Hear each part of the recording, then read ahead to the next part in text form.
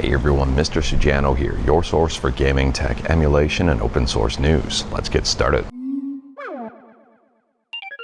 Alright, to kick things off, today we are in Jamaica. We're not getting off the ship though, but the ship is delivering a whole bunch of supplies for the Jamaican people after the hurricane. Now, from my understanding, most of Jamaica is still without power. It's not a great situation for the people of Jamaica, and I'm hoping for the best for them, and I'm hoping things get better. So first up on the docket here, we're talking about Steam, and well, if you've been paying attention online at all, you're probably well aware of Steam's massive announcement yesterday. So they talked about a bunch of different devices, well, 3 in total, plus the Steam Deck, so I guess 4. But there was a massive announcement from Steam that has shattered the internet in terms of responses. I've seen a lot of people very excited for this stuff. I've seen a lot of people not necessarily the happiest about this stuff, which is really interesting overall.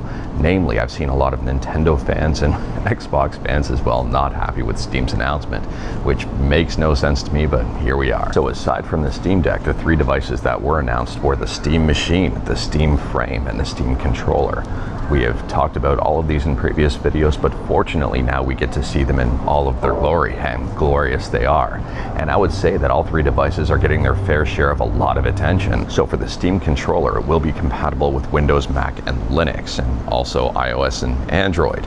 It will be compatible with the Steam Deck, Steam Machine, and Steam Frame. No surprise there. The joysticks are going to be TMR joysticks, so an upgrade over Hall Effect joysticks. And the controller to me looks absolutely awesome. 35 hours of playtime on that battery too. On top of that, the controller will have this thing called Grip Sense, which is a toggleable way to activate and deactivate gyro controls. Now, largely the Steam controller is exactly what we thought it would be. We saw the images, we saw the mock-ups, we've seen a lot of it over the last while. And I, for one, am really looking forward to it. Unfortunately, I don't have a price point for you, but I don't think this is going to be the cheapest controller out there, and I don't necessarily think it's going to be the most expensive. We're going to have to wait and see. The second device here is the Steam Frame, which was previously known as the Steam Deckard. And this is their VR headset, and it's got a few very interesting specs. I mean, it's powered by a Snapdragon 8 Gen 3, which is ARM. On top of that, the Steam Frame is said to have a micro SD card slot, and it's also said that the Steam Frame will support sideloading of APKs, which would be absolutely huge. And yes, this does mean Steam on ARM. From my understanding, Valve and Steam have been heavily pouring work into effects to make things a lot better overall. Will this translate over to Android and smartphones? Maybe, maybe not. We're going to have to wait and see on that.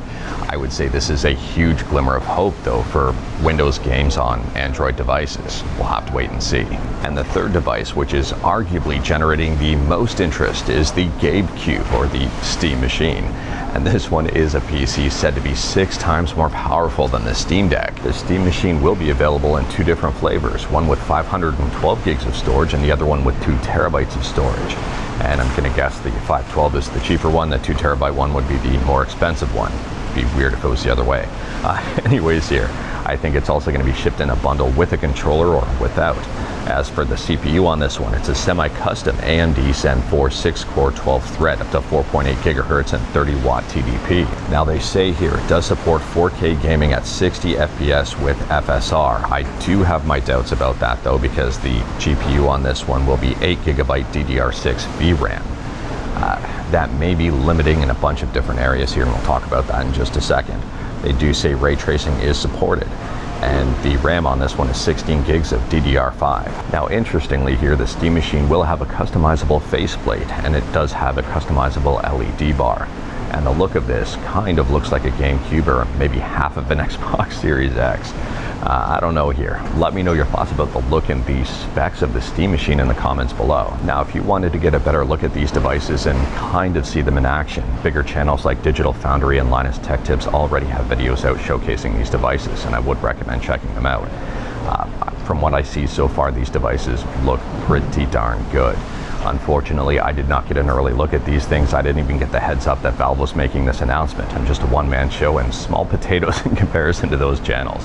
But anyways, here the announcement has been made, and now you know about it if you didn't already. Now, I don't know about you, and I'm really curious to hear your thoughts on the matter, but I really think that one of the biggest things that will determine whether or not these devices will be successful is the price.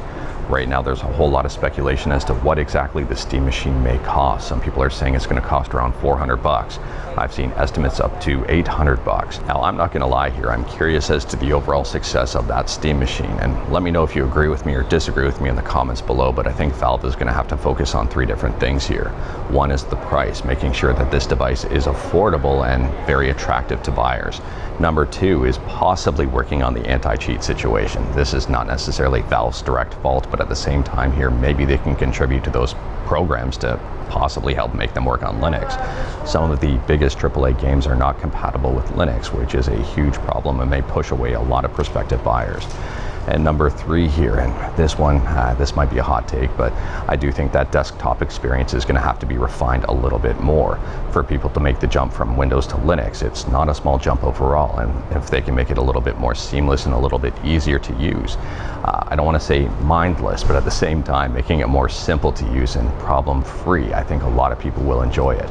Now, I'm not knocking SteamOS. I use it quite a bit. I love SteamOS. I love the immutable nature of it, so you can't really screw it up. But at the same time, there are still some features that can be refined a little bit more. I mean, for example, even on the Steam Deck in desktop mode, you can't adjust the TDP unless you manually configure something to be able to do that. But in all honesty here, I think the number 1 thing is that price. And if it's attractive, if it's affordable, people will probably pick it up and use it more than just a console. I mean, think about the college market who can use it as a PC and console all in one. If they keep working on Proton, if they keep making things better overall, who knows? And if Windows keeps doing their thing, who knows? It may push more people towards something like the Steam machine and Linux in general. I am really looking forward to 2026 and seeing these things release and seeing how good they are. Will I be picking up a Steam machine? Maybe, maybe not. I don't know. Right now I'm using the Steam Deck as a PC and it's working great, and also an Xbox ROG LIX. As for the Steam controller, possibly, possibly not. Probably yes. And the Steam frame, I was about to call it the Deckard, I would say that's not really up my alley and I probably won't pick that up. But let me know if you're interested in any of these products and if you'd be picking up any of them in the comments below. And speaking about Steam and Steam stuff, next up here we're talking about the Steam Deck 2. Now, a lot of questions were asked yesterday about the Steam Deck and the future of the Steam Deck with the release of this brand new hardware. And it turns out the Steam Deck 2 is probably still a ways off. So there's a headline over on IGN titled, "Valve says it has a pretty good idea of what Steam Deck 2 is going to be and explains why it's holding off from now." And taking a look here, there's a very interesting quote that I think a lot of people interested in the Steam Deck 2 will want to know. So here's the quote from Valve, and they're doubling down here, and not surprised at all, and I'm actually kind of glad they are. So they say here, obviously the Steam Deck's not our focus today, but the same things we've said in the past, where we're really interested to work on what's next for the Steam Deck. The thing we're making sure of is that it's a worthwhile enough performance upgrade to make sense as a standalone product. They go on to say, we're not interested in getting to a point where it's 20 or 30 or even 50% more performance at the same battery life. So we've been working back from silicon advancements and architectural improvements, and I think we have a pretty good idea of what the next version of the Steam Deck is going to be. But right now there's no offerings in that landscape and the SoC, system on a chip landscape, that we think would truly be a next-gen performance Steam Deck. Now this might be a hot take, but I don't think so. I'm glad to hear this. I don't want to see a new product every year or 2 or 3 that you have to upgrade to and spend all that money for a marginal performance update. I mean, we see it with a lot of other handhelds out there, and I'm glad that Steam is still servicing their stuff and making sure it's a worthwhile purchase. Now, I don't know about you, but I'd rather buy something knowing that it's going to be well updated and not outdated for the next number of years. Buying something with the comfort and knowing you've got the latest and greatest version of it, and they're going to continue to refine and make it even better. And speaking about making stuff better, next up we're talking about PlayStation 2 emulation on Android with ARMSX2. And if you like stuff on the Google Play Store, you're going to like this announcement. This announcement's pretty huge from the ARMSX2 team. ARMSX2 is now available on the Google Play Store. The latest and greatest version of this emulator will be available on the Google Play Store. Let me know your thoughts about this one in the comments below. And ARMSX2 says, going forward, updates will happen automatically from the Play Store. However, if you choose to not use the Play Store version, downloads will be available separately on their GitHub and website. And speaking about big announcements and improvements and Google Play, next up we're talking about Android and sideloading APKs and a very good update. So there's a brand new blog post on the Android developers blog, and the title of this one doesn't start out very good. Android developer verification early access starts now as we continue to build with your feedback. However, it does seem that they are listening to feedback, because there's a huge paragraph here I think a lot of people are really going to like. So about halfway down the page, there's a title on a paragraph, and it says empowering experienced users. While security is crucial, we've also heard from developers and power users who have a higher risk tolerance and want the ability to download unverified apps. Based on this feedback and our ongoing conversations with the community, we are building a new advanced flow that allows experienced users to accept the risks of installing software that isn't verified. Now, I don't know about you, but I would say this is a huge win for Android, or possibly a huge loss avoidance. Anyways, they go on to say that they are going to ensure that users aren't tricked into bypassing these safety checks while under pressure from a scammer. It will also include clear warnings to ensure users fully understand the risks involved, but ultimately it puts the choice in their hands. We are gathering early feedback on the design of this feature now, and we'll share more details in the coming months. I am really glad to hear that they are listening to users and actually doing something about it, as opposed to just imposing their own will. Now, on a normal day, I would say this is probably the most important news of the day. However, the Steam news kind of overrode everything, and a lot of people are talking about all the Steam stuff as opposed to this huge win for Android. And speaking about big wins, next up we're talking about Analogue and the Analogue 3D, the N64 FPGA. If you've pre-ordered one of these, you may be getting a shipping notification email pretty soon. They say they start shipping on November 18th. Now, I'm not gonna lie here, I am really curious to see how these perform overall, given the delays and the seemingly trouble that Analogue has had manufacturing and shipping this thing. I think pretty much everybody who has ordered one of these can collectively say, finally. And speaking about releases, next up we're shifting from hardware to software and talking about Zelda's Adventure DX. So Video Game Esoterica has a brand new video on YouTube that I would recommend checking out. And if you are interested, like everything we talk about, links will be within the GitHub link in the bottom of the description below. I don't hide my sources. Anyways, the video here is titled Zelda's Adventure DX is out now, and 10 out of 10 good. A bad game made fun. I do recommend checking out Video Game Esoterica's video to see the game in action. It is up on itch.io, and it's basically Zelda's Adventure for the CDI, but made in the style of Link's Awakening, and made arguably way better than the initial game. And speaking about making stuff way better, next up we're arguably talking about the exact opposite. There's a brand new mobile game that's been revealed called Ratchet & Clank Ranger Rumble. There's a trailer on YouTube, and well, this one is getting a lot of attention. One of the top comments here says, "This sounds like the kind of thing Ratchet & Clank would make fun of." If you've seen the trailer, and if you're a fan of Ratchet & Clank, let me know your thoughts about this one in the comments below, and whether or not you'd actually be interested in it or not. And speaking about new reveals, next up here we're talking about an interesting new MMO based on the Horizon series of game. It's from NCSoft, and they've announced the MMO RPG Horizon Steel Frontiers for PC, iOS, and Android. Now, this game hasn't launched yet, but the website is up, and I would argue, well, I'm not really a fan of their website here and the overall design of it, but hopefully the game is better. Maybe that's a hot take. Anyways, here they say it's the first MMO RPG in the Horizon universe, a fierce survival adventure in a world where threats lurk at every turn. Deadlands, a frontier for machine hunters, embark on a new journey across an awe-inspiring landscape in a vast open world. Inspired by Horizon's familiar hunting action, experience large-scale raids with advanced combat system. They go on to say, forge your own machine hunter in a post-apocalyptic world. Create your identity with deep customization and boundless freedom. And it does appear it's going to be cross-platform. They say mobile and PC via Purple. I am curious to see how this one develops and how it's implemented and how it's overall received. I think it's got the potential to be very popular, provided they roll it out right and it's not a microtransaction hell. Let me know your thoughts about that one in the comments below. And speaking about seeing how stuff is being received, kinda, next up here we're talking about Windows. And the president of Windows has a very unpopular tweet. And yeah, it's not being received very well at all. So they say here, Windows is evolving into an agentic OS, connecting devices, cloud, and AI to unlock intelligent productivity and secure work everywhere.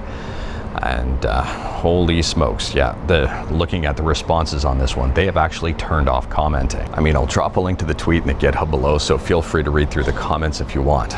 This person says, I just want Windows to work as intended without worrying about some idiot that works at Microsoft having a one-to-one clone of my hard drive to look through for info to steal. And anyone wants anything to do with that hot mess. Login. Yeah. And anyone wants anything to do with that hot mess you just described, Pavin, well outside of Microsoft chills. Furthermore, here's another comment. We don't want to see it. Windows 11 is getting worse with each update, so fix it first. You can't even make a good taskbar, but try to talk big using big words. Idiot. I'm sick of having to turn off all the bullshit y'all keep putting into these updates I never wanted. And this comment here, Windows is evolving into a sack of full AI slop. No one asked for this, no one wants this. Sling the AI away or Windows users will sling all the MS products away forever. A lot of comments are like this, and I can completely see why they turned off comments as opposed to listening to their own customer base. Now this is where I want to go back and highlight the importance of the Steam machine and that desktop experience, and why I said it's very important for Valve to get this right or refine it even more. Because if they can, this will be very good for them overall, and if Microsoft keeps doing what Microsoft is currently doing, it may push more and more people to Linux and maybe, I don't know here, maybe decrease their overall user base. We'll have to wait and see on that one, but I mean, a lot of people do not seem to be happy with Windows 11 in its current state and where it's headed. And last up here, we're going from something arguably fairly negative to something arguably fairly positive, and talking about Dreamcast and Homebrew. If you're a fan of either of those things, you're probably going to be a big fan of this announcement. It was announced up on Twitter. It's officially that time of year again, presenting the second annual DreamDisc Indie Game Jam for the Sega Dreamcast. They go on to say that last year they had 24 incredibly polished, epic submissions, including a wide range of genres, such as 3D space shooters and resource managers, 2D platformers and racing games, VMU minigames, custom hardware, and even a custom implementation of the Java VM for SH4. They go on to say here, just like last year, the top 10 submissions, as voted by a panel of judges, will be pressed to a commercially released actual physical Sega Dreamcast disc, which will be available for purchase from Orc-Face Games, and there are cash prizes for the top 3 submissions. But anyways, that is all I've got for you in this one. Straight to the point, all stuff and no fluff. I'm really glad that the ship is able to deliver supplies to Jamaica, and for those of you in Jamaica, I am praying for you and I really hope things get better. We talked about a bunch today, so feel free to discuss anything we talked about in the comments below. If you like this video, leave a like. If you didn't like this video, leave a like. Hit that subscribe button, check out my other videos, don't tempt fate, save your state.